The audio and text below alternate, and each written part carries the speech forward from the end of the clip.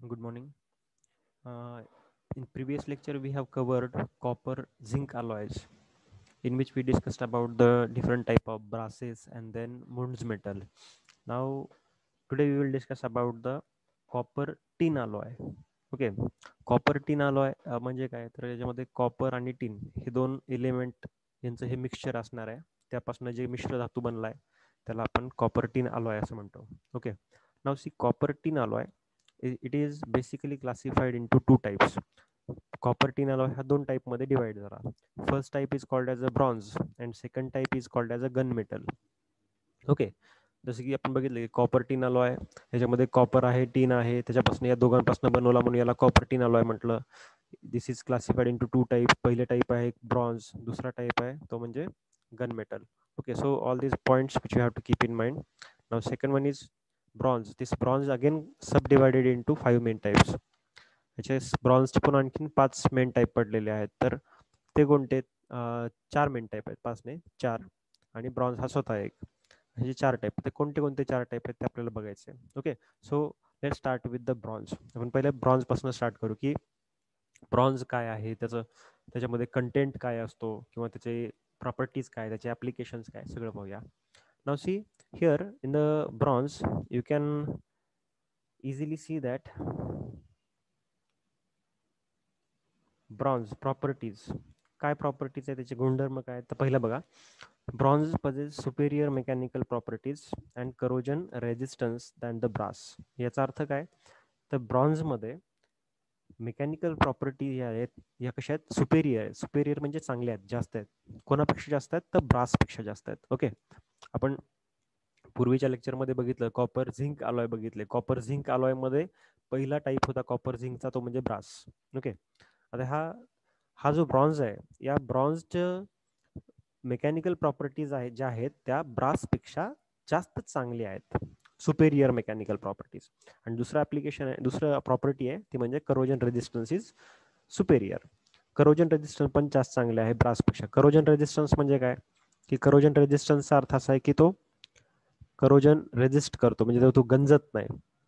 Next one, it is comparatively hard and it resist surface where. Comparatively hard याचा अर्थ काय, हा तुलनेनं दुसऱ्याच्या तुलनेमध्ये हा कसा आहे, हार्ड आहे, टणक आहे. आणि it resist surface where. Surface where याला तो विरोध करतोय, म्हणजे जे काही सरफेस आहे, मेटलचा सरफेस आहे, त्याची झीज होत नाही किंवा होऊ देत नाही, हा असा ब्रॉन्झ आहे. Then third property is it can be shaped or rolled into rods, sheets and wires.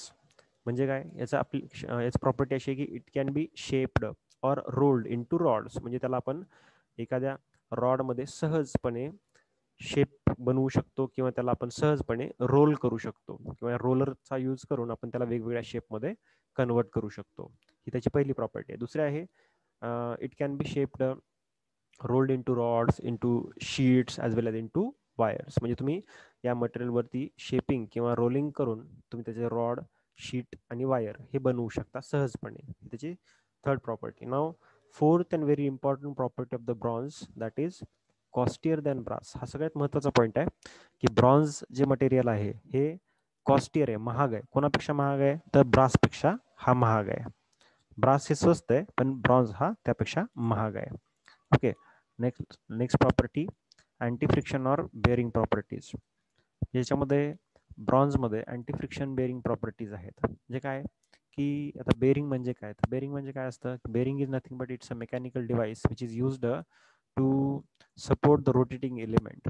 Rotating एलिमेंटला सपोर्ट करणारा जो डिव्हाइस आहे त्याला आपण बेअरिंग म्हणतो.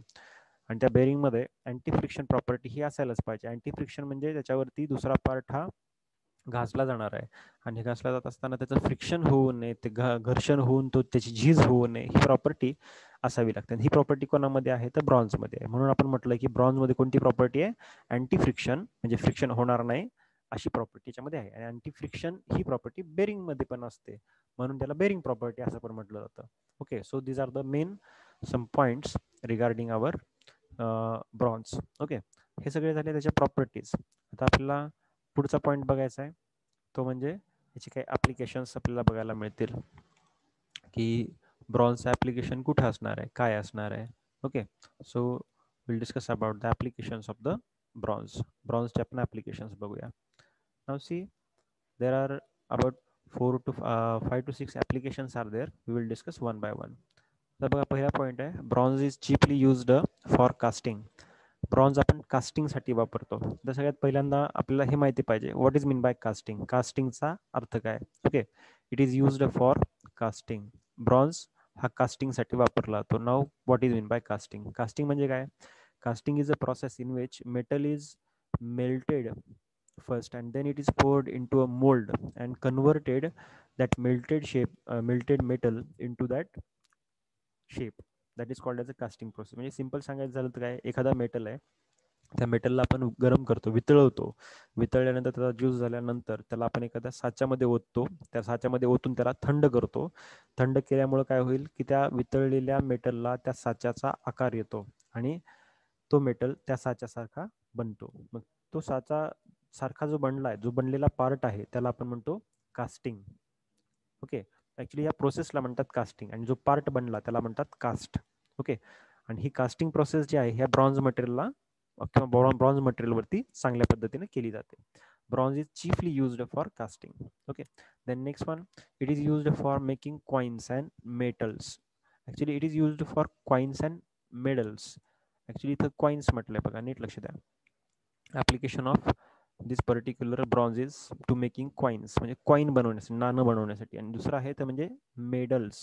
चुकून इथं प्रिंटिंग मिस्टेक झालेली आहे, मेटल झालंय, but he it is medal. Medal म्हणजे एखादी स्पर्धा असेल तर त्या स्पर्धेमध्ये आपण बघतो की गोल्ड मेडल, सिल्वर मेडल किंवा ब्रॉन्झ मेडल अशा प्रकारचे मेडल्स दिले जातात. तर त्या मेडलपैकी ब्रॉन्झ हे एक मटेरियल आहे ज्याच्यापासून आपण मेडल्स बनवतो, MEDALS.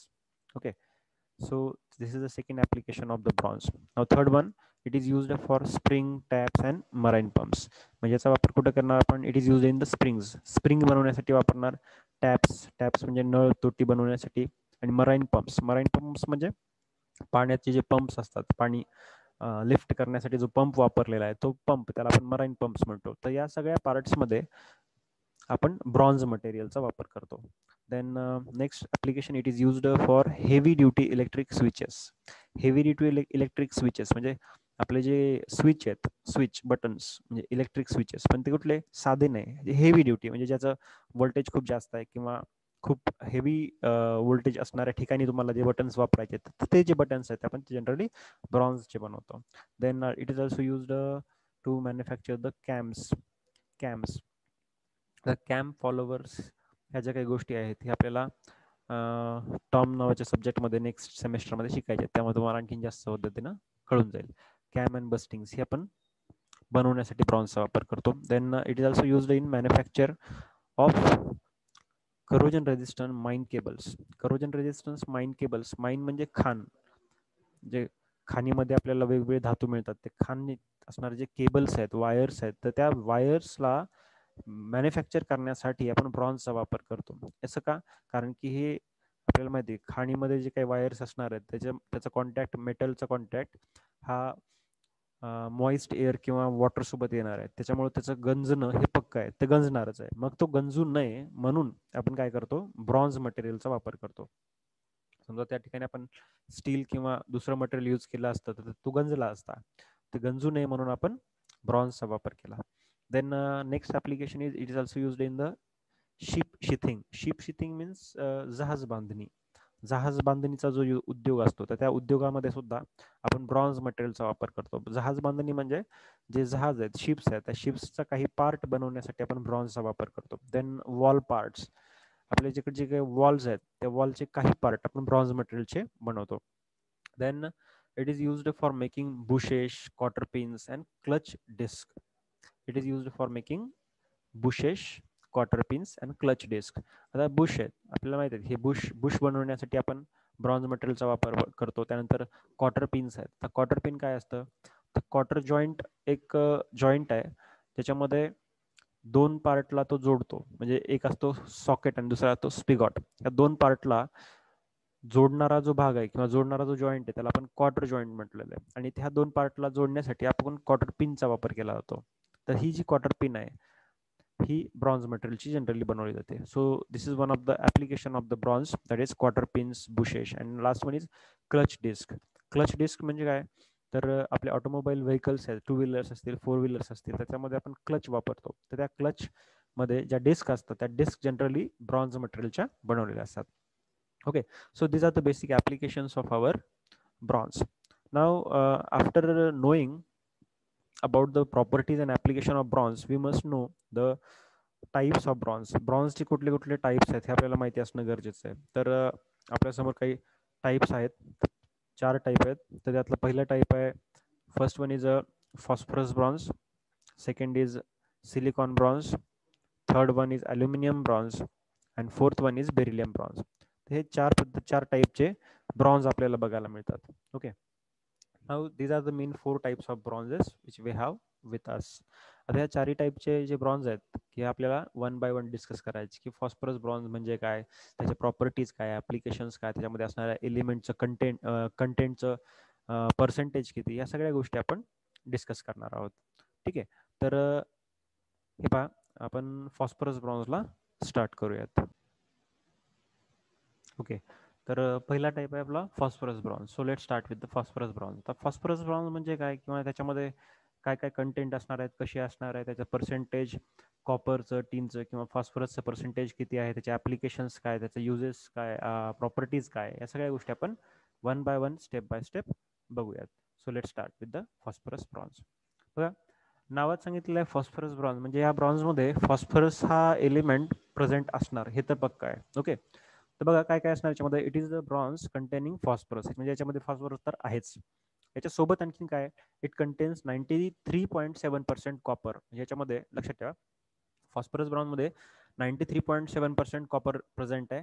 Then along with that 6% tin is present and very small quantity, that is 0.3% phosphorus is present. Okay, म्हणजे फॉस्फरसचं प्रमाण हे अत्यंत कमी आहे, 0.3% इतकंच आहे. आणि हे सुद्धा प्रमाण काय होतं, व्हॅरी होतं. It is also varying in the range of 0.01 to 0.5%. Okay, so this is the range of phosphorus. Actually याच्यामध्ये कॉपर आणि टिन याच्या व्यतिरिक्त फॉस्फरस प्रेझेंट असतो, म्हणून या ब्रॉन्झला आपण फॉस्फरस ब्रॉन्झ असं नाव दिलेलं आहे. ओके, नाव सी सम फॉस्फरस ब्रॉन्झ, ही एक टाईप झाली. त्यापेक्षा आणखीन याच्या व्यतिरिक्त आणखीन काही टाईप्स असतात. त्यामध्ये सम phosphorus bronze contains about 86.7% copper, 12% tin and 0.3% phosphorus. That's also one of the type of the bronze, phosphorus bronze.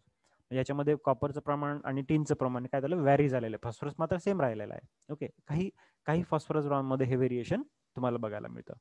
Now next point is that आपली properties and application. So let start with the properties, म्हणजे याचे गुणधर्म काय आहेत, की या particular phosphorus ब्रॉन्झमध्ये काय गुणधर्म आहेत, त्याचा वापर कुठे केला जातो, गोष्टी बघू आपण. पहिली प्रॉपर्टी आहे see, it possesses high strength and toughness. म्हणजे this phosphorus bronze having high strength, याच्यामध्ये ताकद जास्त आहे. फॉस्फरस ब्रॉन्झची ताकद जास्त आहे, स्ट्रेंथ चांगली आहे. आणि दुसरी गोष्ट महत्वाची म्हणजे it is having very good toughness. Toughness सुद्धा चांगली आहे. आता टफनेस म्हणजे काय, toughness is nothing but simply one thing we have to keep in mind. What toughness is nothing but the amount of the material having capacity to absorb the energy without fracture. म्हणजे एखाद्या बॉडीवरती, एखाद्या पार्टवरती जेव्हा एखादा force पडतो, तेव्हा तो force पडल्यानंतर त्याची जी काही एनर्जी आहे, ती सगळीच्या सगळी एनर्जी जर मेटल ऍब्सॉर्ब करून घेत असेल, तर त्याला आपण म्हणतो ही बॉडी टफ आहे. त्या प्रॉपर्टीला आपण म्हणतो tough.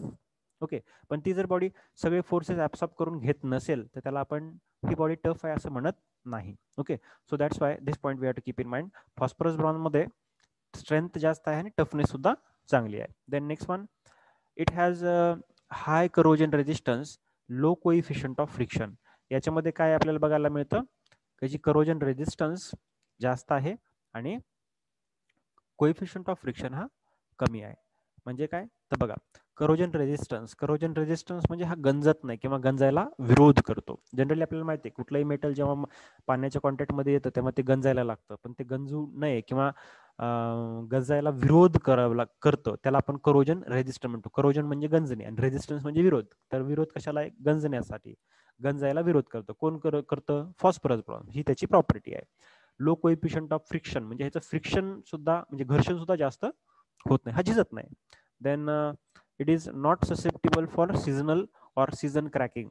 Not susceptible for season cracking. Season cracking म्हणजे काय, जनरली काय की एखादा मेटल असतो जसं की सीझन वाईज त्याच्यामध्ये काही चेंजेस होतात, की जर समजा खूप जास्त गरमी असेल, टेम्परेचर जास्त असेल तर मटेरियल जे आहे किंवा मेटल तडकतो आणि त्याचं क्रॅक जाऊ शकतो, अशी क्रॅकिंग वगैरे होत असते. पण या फॉस्फरस ब्रॉन्झमध्ये सीझन क्रॅकिंग होत नाही. म्हणजे उन्हाळा असेल, पावसाळा असेल, हिवाळा असेल किंवा खूप थंडी असेल किंवा खूप गरमी असेल तेव्हा सुद्धा त्या मटेरियलवरती कुठल्याही प्रकारचा परिणाम होत नाही. त्याला आपण सीझन क्रॅकिंग म्हणतो. Then next one, this alloy possess good wearing quality. This alloy possess good wearing quality and high elasticity. Means what? Good wearing quality चा अर्थ काय की विअर मीन्स झिजणं. तर हे झिजणार आहे का हा पार्ट? नाही होणार. It possess good wearing qualities, हा झिजणार नाही. नंबर एक. नंबर दोन, हाय इलॅस्टिसिटी. याच्यामध्ये इलॅस्टिसिटी कशी आहे? जास्ती चांगली आहे. Then it is resistant to salt water corrosion. हा विरोध करतो. कशाला विरोध करतोय? तर सॉल्ट वॉटर करोजनला हा विरोध करतोय. जनरली कसं आहे की कुठलाही मेटल जो असतो हा जेव्हा पाण्याच्या कॉन्टॅक्टमध्ये येतो तर त्याचं काय होतं? करोजन होतं, त्याचं गंजत असतो. पण हा फॉस्फरस ब्रॉन्झ हा असा आहे की सॉल्ट वॉटरच्या कॉन्टॅक्टमध्ये जरी आला तरी याच्यावरती करोजन होत नाही. सॉल्ट वॉटर म्हणजेच काय? मिठाचं पाणी. म्हणजे जसं की समुद्राचं पाणी आहे. समुद्राच्या पाण्यामध्ये मिनरल्सचं प्रमाण जास्त असतं. मिनरल्स जास्त असल्यामुळे करोजन पण जास्त असतं, जास्त होतं, तो लवकर गंजतो. पण फॉस्फरस ब्रॉन्झ मध्ये ही खासियत आहे, ही प्रॉपर्टी आहे की तो सॉल्ट वॉटर करोजन याच्यामध्ये होत नाही किंवा तो त्याला विरोध करतो. Next last property of the phosphorus bronze is that it can be forged, it can be drawn, cold rolled and cast. आता हा सगळ्यात महत्वाचा पॉईंट आहे, कारण की हे 4 पॉईंट आहेत, हे 4 शब्द आहेत पण सगळ्यात महत्वाचे आहेत. Means what? This phosphorus bronze can be forged, it can be drawn, it can be cold rolled and it can be cast. ह्या चारही प्रोसेसेस आपण या फॉस्फरस ब्रॉन्झ वरती करू शकतो. So first of all we should know what is mean by forged. फोर्जिंगचा अर्थ काय? किंवा फोर्जिंग मीन्स सिम्पल एक फंडा लक्षात घ्या. Forging means what? Forging means metal is heated at certain level and then converted into different shape by using hammering. Okay, और by using hammer. म्हणजे आपल्याला एखादा मेटल आहे, त्या मेटलला गरम करायचे एका ठराविक टेम्परेचर पर्यंत आणि नंतर त्याच्यावरती हॅमरिंग करायचे, हातोडा मारायचा आहे आणि त्याला डिफरंट शेपमध्ये, डिझायर्ड शेपमध्ये कन्वर्ट करायचं आहे. तर त्या प्रोसेसला आपण सिम्पल फोर्जिंग म्हणतो. म्हणजे this phosphorus bronze on which you can do the forging और फोर्जिंग ऑपरेशन्स. म्हणजे फॉस्फरस ब्रॉन्झ वरती आपण फोर्जिंग ऑपरेशन सुद्धा करतो, म्हणून आपण इथे म्हटलंय की it can be forged. Next point is it can be drawn. It can be drawn means what? म्हणजे ड्रॉन म्हणजे याच्यापासून आपण वायर वगैरे बनवू शकतो. याला ओढून याच्यावरती टेन्साईल फोर्सचा वापर करून आपण याच्यापासून एक थिन वायर्स बनवू शकतो. Then next property, it can be cold rolled. Cold rolled means what? याच्यावरती आपण रोलिंग ऑपरेशन करू शकतो. म्हणजे याच्यावरती रोलर जर आपण फिरवला तर त्याच्यापासून त्या मटेरियलचं आपण थिन शीटमध्ये कन्व्हर्जन करू शकतो किंवा आणखी काही वेगळ्या शेपमध्ये कन्वर्ट करायचंय त्यामध्ये आपण कन्वर्ट करू शकतो. फक्त याच्यामध्ये एक महत्वाचा पॉईंट आहे, तो म्हणजे this word cold rolled. Cold rolled means here before doing the rolling action no need to heat the material. म्हणजे या मटेरियलला रोलिंग ऑपरेशन करण्याच्या आधी गरम करायची गरज नाहीये. हा पण याला गरम पण करणार नाही, म्हणजे हीट ट्रीटमेंट द्यायची गरज नाही. न गरम करता, कसल्याही प्रकारचं टेम्परेचर न देता फक्त रोलिंग ऑपरेशन म्हणजे रोलर याच्यावरती फिरवायचा आहे, वेगळ्या शेपमध्ये, ज्या शेपमध्ये बनवायचं त्या शेपमध्ये हा बनेल, त्याला आपण कोल्ड रोल्ड ऑपरेशन म्हणतो. Okay, so this operation also we can do on the phosphorus bronze. Last property of phosphorus bronze is it can be casted. याच्यावरती आपण कास्टिंग करू शकतो. आता कास्टिंग म्हणजे काय? Casting is a process in which metal is heated at certain level, converted into liquid, that means it is melted first. म्हणजे या मटेरियलला वितळवायचंय पहिल्यांदा, then it is poured into mould. नंतर या वितळलेल्या मेटलला आपल्याला एका मोल्ड मध्ये, साच्यामध्ये ओतायचंय. देन लेट इट कूल, त्याला थंड होऊ द्या. आणि after cooling what we should do? We should just take it out from the mould. Automatically that material will get the shape of the mould. म्हणजे आपण मटेरियलला गरम केलं, त्याला वितळवलं, वितळवल्यानंतर त्याला साच्यामध्ये ओतलं, साच्यात ओतल्यानंतर त्याला थंड होऊ दिलं, थंड झाल्यानंतर त्याला बाहेर काढलं, त्या साच्याचा आकार त्या मटेरियलला मिळाला. राईट, ही जी प्रोसेस आहे, this complete process is called as a casting and the part produced that is called as cast. जो पार्ट या प्रोसेसमध्ये तयार झाला त्याला कास्ट म्हणायचे. आणि ही जी प्रोसेस आहे म्हणजे मटेरियलला वितळवण्यापासून एक नवीन शेपमध्ये मेटल तयार करणं किंवा एखादा पार्ट तयार करणं, त्याला म्हणायचे casting. Okay, So these are the main points which you have to keep in mind regarding the properties of the phosphorus bronze. ह्या सगळ्या झाल्या प्रॉपर्टीज आपल्या फॉस्फरस ब्रॉन्झच्या. Now next point we have to discuss regarding the applications. आता हे phosphorus bronze बद्दल आपण त्याच्या कंटेंट बघितले, प्रॉपर्टीज बघितले. आता ॲप्लिकेशन्स की फॉस्फरस ब्रॉन्झ वापरायचा कुठं, याचा यूज कुठं केला जातो. Okay, now see applications. First application is it is used for all average bearings in which wearing qualities are desired. म्हणजे याचा अर्थ काय, तर सिंपल गोष्ट आहे, याचा वापर करायचा आहे ॲव्हरेज बेरिंगसाठी. म्हणजे सिंपल लक्षात घ्या की बेरिंग बनवण्यासाठी आपण याचा वापर करणार आहे. सगळ्यात पहिल्यांदा आपल्याला हे माहिती पाहिजे की what is mean by bearing. Bearing म्हणजे काय, see bearing is nothing but it's a mechanical device which is used to support the rotating element. जो फिरणारा पार्ट असतो त्या फिरणाऱ्या पार्टला सपोर्ट करणारा जो डिव्हाइस आहे किंवा जो मेकॅनिकल पार्ट आहे, मेकॅनिकल डिव्हाइस आहे, त्याला आपण बेरिंग म्हणतो. फॉर एक्झाम्पल, एक आपल्या घरगुती एक्झाम्पल बघायचं असेल तर आपल्या घरामध्ये फॅन असतो, सिलिंग फॅन आहे, आपल्या डोक्यावरती फिरतोय. तर तो एका ठिकाणी गोल फिरत असतो, पण तो जो शाफ्ट आहे, तो गोल गोल फिरणारा जो शाफ्ट आहे, तर तो कुठल्या तरी सपोर्टला घेऊनच फिरतोय. तर त्या ठिकाणी तो सपोर्ट म्हणजे काय, तिथं बेरिंग वापरले, त्या बेरिंगमध्ये हा शाफ्ट फिरत असतोय. राईट, हा पहिलं ऍप्लिकेशन आहे आपलं. तर ही बेरिंग बनवण्यासाठी आपण फॉस्फरस ब्रॉन्झचा वापर करतो. तर का वापरत असेल आपण फॉस्फरस ब्रॉन्झ इथं, का, तर दुसरा महत्वाचा पॉईंट याच्यामध्ये एक प्रॉपर्टी आपण डिस्कस केली होती, ती म्हणजे good wearing qualities. Desired wearing qualities are desired. म्हणजेच काय की विअरिंग म्हणजे काय, झिजणं. म्हणजे ह्या बेरिंगचे झीज व्हायला पाहिजे का नाही व्हायला पाहिजे, नाही व्हायला पाहिजे. आपली जी बेरिंग आहे ही झिजली नाही पाहिजे, मग त्याच्यामध्ये क्वालिटी चांगली असली पाहिजे. ओके, म्हणजे हा झिजला नाही पाहिजे. जर जास्त झिजला नाही तर तो जास्त लाईफ त्याची वाढेल, तो जास्त दिवस टिकेल. Okay, then it is next application is it is used for bearing for carrying heavy loads, worm wheels, gears and springs. म्हणजेच काय की तुम्ही याच्यापासून याचा वापर तुम्ही आणखीन काही बेरिंग्स बनवण्यासाठी वापर करू शकतो. जसं की हेवी लोड्स वापरलेले आहेत अशा ठिकाणच्या बेरिंग आपण बनवू शकतो, किंवा वॉर्म व्हील्स आहेत, त्या वॉर्म व्हील्स बनवण्यासाठी आपण फॉस्फरस ब्रॉन्झचा वापर करू, किंवा गिअर बनवण्यासाठी किंवा स्प्रिंग्स बनवण्यासाठी आपण याचा वापर करू शकतो. Then next application is it is also used for making bushes, quarter pins, clutch disc, springs, tap, marine pumps etcetera. Now see bushes. आपल्याला माहिती आहे की बुशेस बनवण्यासाठी आपण ह्या फॉस्फरस ब्रॉन्झचा वापर करतो. त्यानंतर क्वार्टर पिन बद्दल मी ऑलरेडी सांगितलं तुम्हाला की दोन पार्टला जॉईंट करण्यासाठी आपल्याकडे काही जॉईंट्स असतात. त्यापैकी एक जॉईंट आहे म्हणजे क्वार्टर जॉईंट, आणि त्या क्वार्टर जॉईंटचे तीन मेन पार्ट असतात. तर पहिला पार्ट आहे सॉकेट, दुसरा आहे स्पिगॉट आणि तिसरा आहे quarter pin.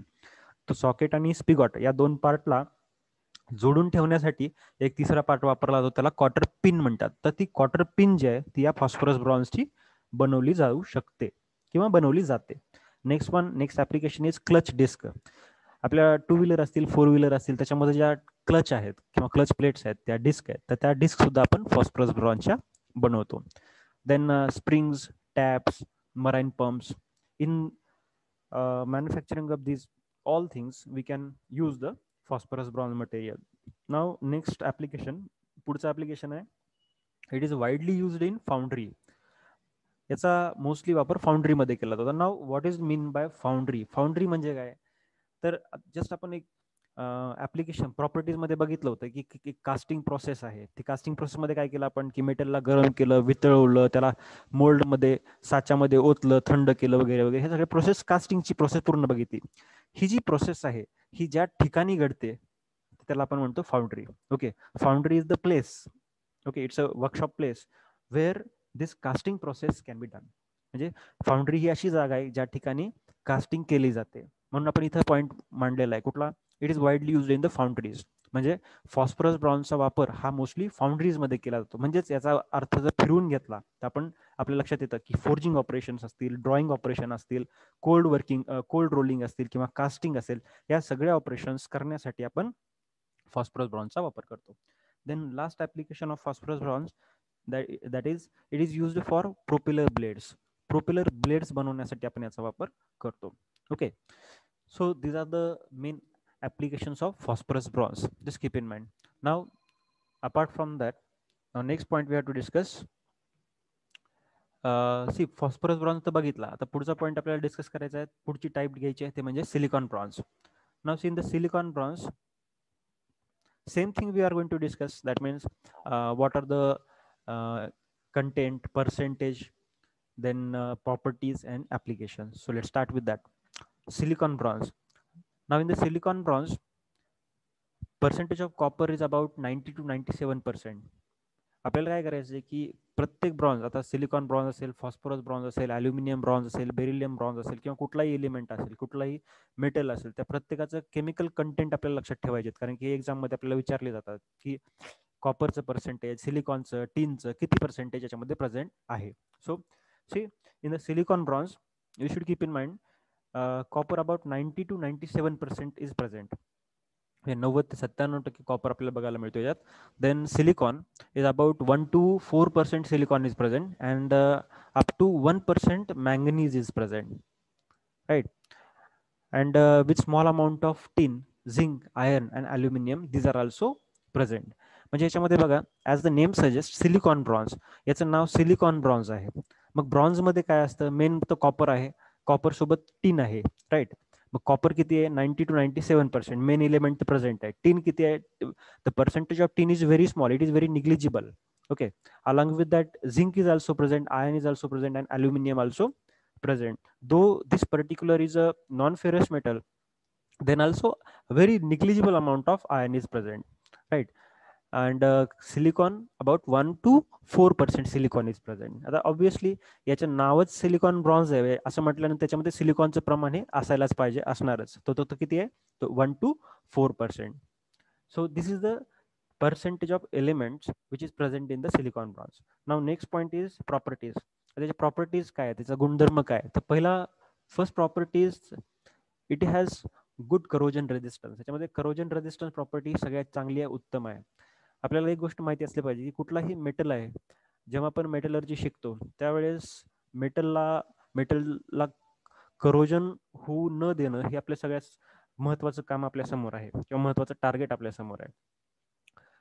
Specially ferrous metal जे असतील त्याच्यात करोजन तर जास्त होतं, पण नॉन फेरस मेटल असतील त्यांचं करोजन होत नाही. तर का होत नाही, त्याच्या पाठीमागचे जे काही रिझन्स आहेत हे आपण फर्स्ट लेक्चरमध्ये बघितलेले पण आहेत. आता इथं प्रॉपर्टी पुन्हा ती फिरून आलेली आहे, काय की it has good corrosion resistance. म्हणजे आपण जेवढे काही नॉन फेरस मेटल बोलणार आहेत किंवा शिकणार आहेत त्या सगळ्यांमध्ये ही प्रॉपर्टी प्रेझेंट आहे. हे कॉमन पॉईंट आहे, लक्षात राहू द्या. It has good corrosion resistance. Second property is thermal and electrical conductivity of this alloy is about 10% of the pure copper. म्हणजे याचा अर्थ काय की थर्मल कंडक्टिव्हिटी आणि इलेक्ट्रिकल कंडक्टिव्हिटी ही जी याचं जे काही प्रमाण आहे किंवा ही जी कॅपॅसिटी आहे ही किती आहे, 10% आहे, फक्त 10%. कुणाच्या, प्युअर कॉपरच्या. म्हणजे याचा अर्थ काय, the pure copper having very high thermal conductivity and electrical conductivity as compared to silicon bronze. म्हणजे सिलिकॉन ब्रॉन्झची तुलना जर आपण प्युअर कॉपर सोबत केली तर आपल्याला असं बघायला मिळतं की जर प्युअर कॉपरची कॅपॅसिटी 100 असेल तर या सिलिकॉन ब्रॉन्झची थर्मल कंडक्टिव्हिटी किंवा इलेक्ट्रिकल कंडक्टिव्हिटी करण्याची क्षमता ही फक्त 10%च असते. Okay, so this is the variation which you have to keep in mind. म्हणून हा पॉईंट आपण इथं एक्सप्लेन केला. Next one, it has high strength. त्याच्यामध्ये ताकद जास्त आहे. ऑब्व्हियसली सिलिकॉनचं प्रमाण आहे याच्यामध्ये, म्हणजे त्यानंतर मॅंगनीज आहे, त्यानंतर झिंक पण आहे आणि स्पेशली आयर्न सुद्धा प्रेझेंट आहे, म्हणून याची स्ट्रेंथ ही जास्त असायलाच पाहिजे आहेच. Then next properties, it can be rolled, it can be stamp and it can be forged. आपण याच्यावरती रोलिंग करू शकतो, स्टॅम्पिंग करू शकतो आणि फोर्जिंग पण करू शकतो. रोलिंग ऑपरेशन करता येईल, स्टॅम्पिंग करता येईल आणि फोर्जिंग पण करता येईल. फोर्जिंग काय असतं हे ऑलरेडी मी एक्सप्लेन केलंय. स्टॅम्पिंग काय, स्टॅम्प म्हणजे काय, सपोज एखादा पार्ट आहे त्याच्यावरती मला एखादा आकार किंवा एखादा साचा त्याच्यावरती मला कोरायचा आहे, तर कसं करणार मी, त्याच्यावरती मी स्टॅम्प मारणार. स्टॅम्प म्हणजे काय की एक हेवी प्रेस मशीन आहे की त्याच्यावरती काही लोड दिला जाणार आणि तो लोड जोरात त्या पार्टवरती आदळणार. असं केल्यामुळे काय होईल की त्या प्रेसला किंवा त्या मशीनच्या तिथं जे काही आपण आकार दिलेला असेल किंवा जे काही शेप दिलेला असेल तो शेप त्या मेटलवरती ऑटोमॅटिकली स्टॅम्प होईल. Then next property is casting can be done with the alloys, with these alloys. म्हणजे सिलिकॉन ब्रॉन्झवरती आपण कास्टिंग सुद्धा करू शकतो. आता हे तर कॉमन पॉईंट आहे, कास्टिंग आपण याच्यावरती करता येऊ शकतेच. ह्याच्या काय प्रॉपर्टीज आहेत लक्षात ठेवा. गुड करोजन रेजिस्टन्स ही कॉमन प्रॉपर्टी आहे. थर्मल आणि electrical conductivity is just 10% of the pure copper. This is special property. Then it has high strength जास्त चांगली आहे. It can be rolled, it can be stamp, and it can be forged. हे common point आहेत, कारण वरचा आपण phosphorus bronze बघितला, त्यामध्ये सुद्धा ही प्रॉपर्टी प्रेझेंट होती, इथं पण ती प्रेझेंट आहे, काही चेंज नाही. And last fifth property is casting can be done with these alloys, म्हणजे याच्यावरती कास्टिंग आपण करू शकतो. Now next point is application of the silicon bronze. आता सिलिकॉन ब्रॉन्झचे काही ऍप्लिकेशन्स आहेत, ते ऍप्लिकेशन्स आपण डिस्कस करू. Now see first application is it is use for making storage vessels for chemicals and gases. Now what is mean by storage vessel? Storage vessel म्हणजे काय?